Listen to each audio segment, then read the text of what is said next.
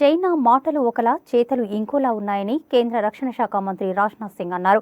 Bharat China సరిహద్దుల్లో తాజా పరిస్థితులపై రాజ్యసభలో ఆయన ప్రకటన చేశారు. చైనాతో ఎలాంటి పరిస్థితులు ఉన్నా తాము ఎదుర్కొనేందుకు సిద్ధంగా ఉన్నట్లు చెప్పారు. చైనా చర్యలకు భారత సాయుధ బలగాలు ఇప్పటికే గట్టిగా సమాధానమిచ్చాయన్నారు. ఒప్పందాలను చైనా బహిరంగంగానే ఉల్లంఘిస్తోందని తెలిపారు.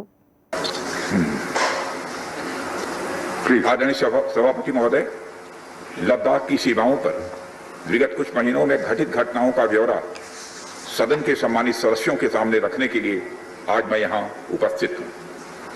हमारा यह महान देश भारत अनगणित देशवासियों के त्याग एवं तपस्या के फलस्वरूप आज की स्थिति तक पहुंचा है। अध्यक्ष महोदय, स्वतंत्र भारत में भारत की सेनाओं ने देश की सुरक्षा के लिए अपना सर्वोच्च न्यौछावर करने में कभी भी कोताही नहीं बरती है।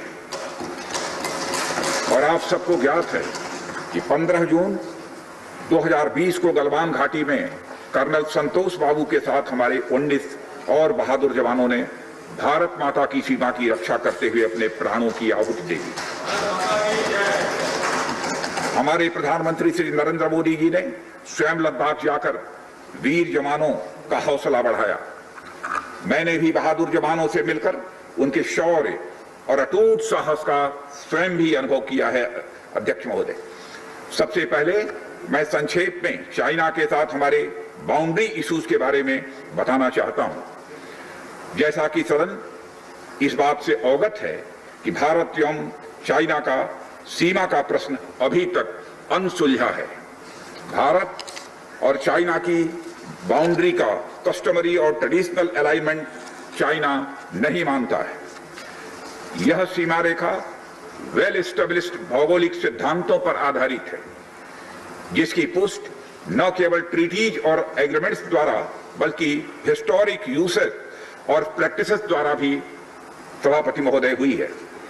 इससे दोनों देश सदियों से अवगत हैं, जबकि चाइना यह मानता है कि बाउंड्री अभी भी औपचारिक रूप से निर्धारित नहीं है। साथ ही चाइना यह भी मानता है कि हिस्टोरिकल जुरिस्डिक्शन के आधार पर जो ट्रेडिशनल कस्टमरी लाइन है उसके बारे में दोनों देशों की एक अलग अलग व्याख्या है। दोनों देश 1950 और 1960 के दशक में इस पर बातचीत कर रहे थे, परंतु पारस्परिक रूप से स्वीकार्य समाधान नहीं निकल पाया था। सभापति महोदय, जैसा कि यह सदन अवगत है कि चाइना लद्दाख में भारत की लगभग 38,000 स्क्वायर किलोमीटर भूमि का अनधिकृत या कब्जा किए हुए है।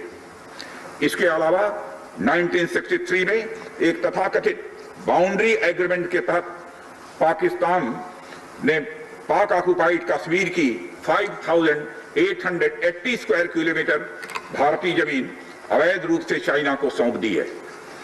चाइना अरुणाचल प्रदेश की सीमा से लगे हुए लगभग 90,000 स्क्वायर किलोमीटर भारतीय क्षेत्र को भी अपना ही बताता है।